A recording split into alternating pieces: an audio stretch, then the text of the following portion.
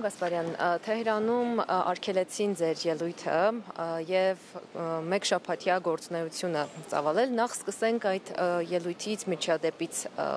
ինչպես կմեկնաբանեք։ Ճամփորդս տեսում եք բավական մեծ էր, ես մեկ շաբաթյա այսպես հանդերձանքով էի գնացել, որովհետեւ նախատեսված էր, որ Իրանի հայ համայնքի, մասնավորապես Հայդատի հանձնախմբի հրավերով, որը համայնքի ամենաազդեցիկ, քաղաքականապես ամենահասուն եւ ամենաազգային կառույցներից մեկն է, եթե չասեմ գլխավորը, Հայդատի հանձնախմբի դաշնակցության հրավերով այդտեղ էի ունենալու մի շարք հանդիպումներ, նախապես ձեռքբերված պայմանավորվածությունների համաձայն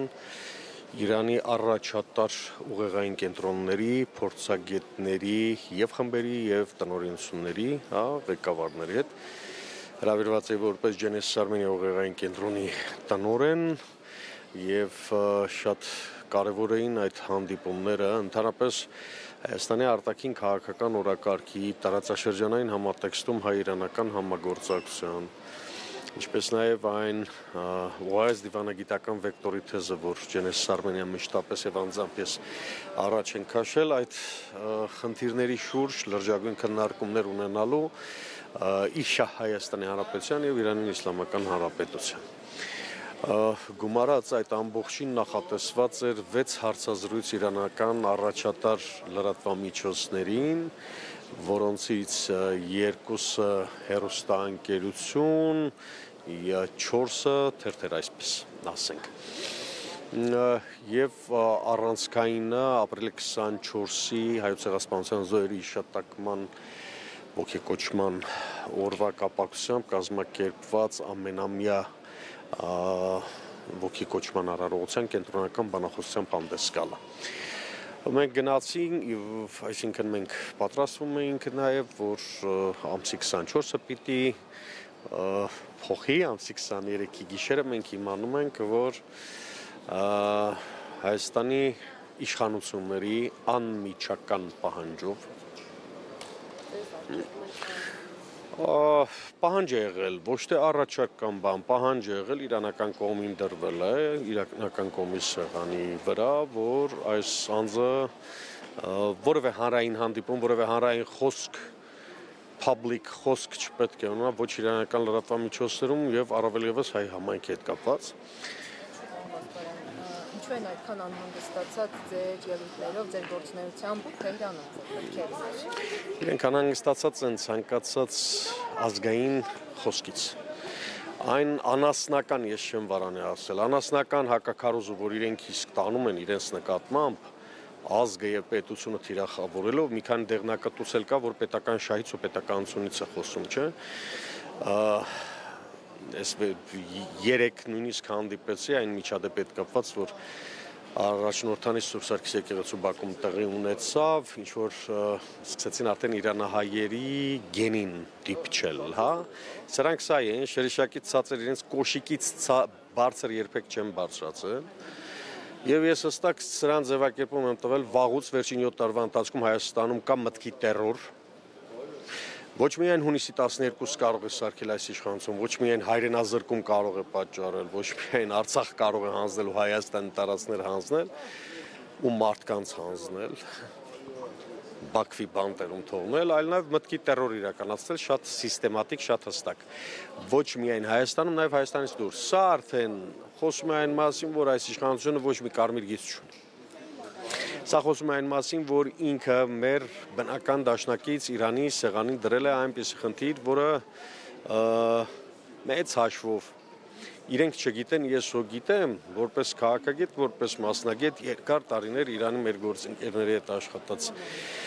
մասնագետ, գիտեմ, թե իրենք ինչպես են տանում նման այսպես կոչված պահանջները։ Պահանջները պետք է լինեն Հայաստանի անվտանգության ամրապնդմանն ուղղված պահանջներ կամ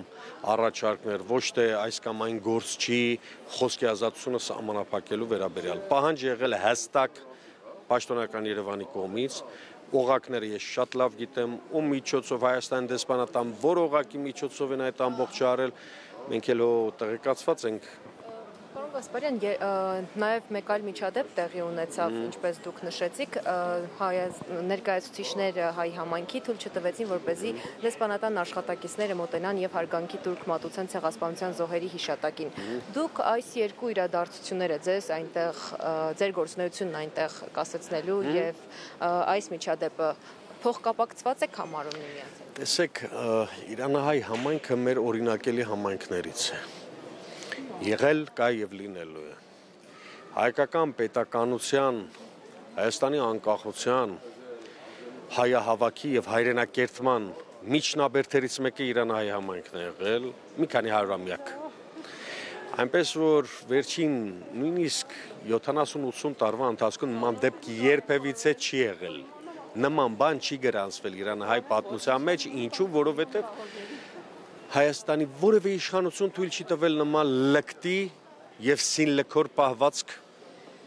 Հայաստանի եւ հայ ժողովրդի գլխավոր ողբերգության հայոց ցեղասպանության հարցի վերաբերյալ։ Որևէ ղեկավար նման բան թույլ չի տվել, ուստիև որևէ համայնքում նման խնդիր չի առաջացել։ Առաջացել է բացառապես այն ժամանակ, երբ Հայաստանի Հանրապետության պետական քաղաքականությունը փորձվել է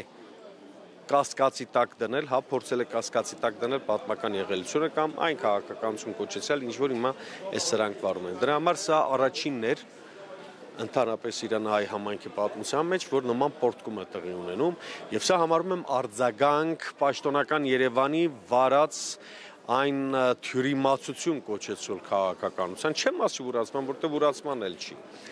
Սա մեկ, երկրորդ կարևոր խնդիրը, որին ուզում եմ անպայման անդրադառնալ այս համատեքստում, անկախ փաստից, թե իրենք ինչ արեցին այս իշխանությունները, իրենց խաղակարգերը վառում են Իրանի հետ բանակցություններում առհասարակ։ Հիմա իրենք պարտքի տակ մնացին մի հատ։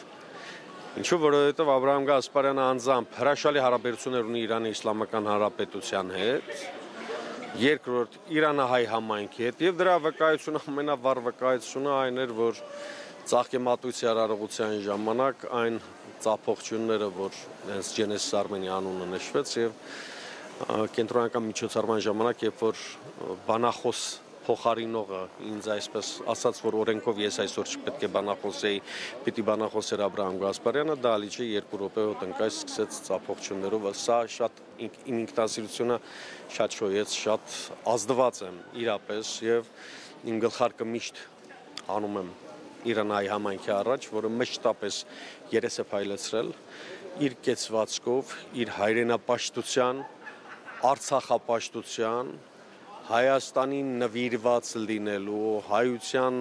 հայահավաքին նվիրված լինելու իր օրակարգը երբեք չի փոխել։ Եվ ասում եմ սա նաև բոլոր նրանց համար, ովքեր ֆեյքերով մի երկու նկար ինձ ուղարկեցին, որ Աբրահամ Գասպարյանը այս ամբողջի պատասխանատվությունը բարդում է իրանական կողմի վրա։ Եփած հավի ծիծաղն անգամ չի գա նույնիսկ նման հիմարությունների համար։ Ես գիտեմ ֆեյք ֆաբրիկան ինչ անում, ֆեյք ֆաբրիկան տուժեց, ֆեյք ֆաբրիկան ամբողջությամբ չկարողացավ կատարել այն պլանի, ինչ որ դրել էին։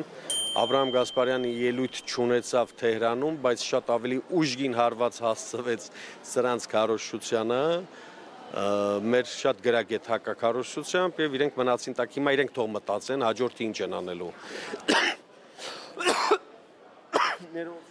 Ես գնամ Բրյուսել կամ գնամ Փարիզ ժողովրդավարության իրական բաստիոնը, սրանք էլի պիտի միջամտեմ, որ ես օրինակ հայ համայնքի հետ կամ ֆրանսիական think tank-երի հետ չհանդիպեմ, սա ինչ խեղկատակություն է։ Դուք ով եք ընդհանրապես։ Գասպարյան, բայց այդ հանդիպումները ուղեղային կենտրոնների հետ, առաջատար լրատվամիջոցների հետ հարցազրույցները դուք պլանավորում եք այլ կերպ իրականություն դարձնել։ Հա, օնլայն։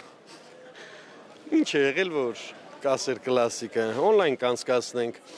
այնինչ անհրաժեշտ է հայ ժողովրդին եւ Հայաստանին, Ջենեսիս Արմենիան եւ անձամբ Աբրահամ Գասպարյանը, սատանայի միջոցով էլ լինի կապահովի, օնլայն կլինի, օֆլայն կլինի, 8-րդ երկրում, եթե ես պիտի հանդիպեմ, ինչ որ մեկի հետ, ես հաստատ կհանդիպեմ, այնպես որ թող շատ չուրախանան, այնինչ սարքեցին իրենք տակը մնացին ու խոստանում եմ սրանից հետո մի հատ էլ նման բան անել, տասնապատիկ ավելի հակահարված են ստանալու։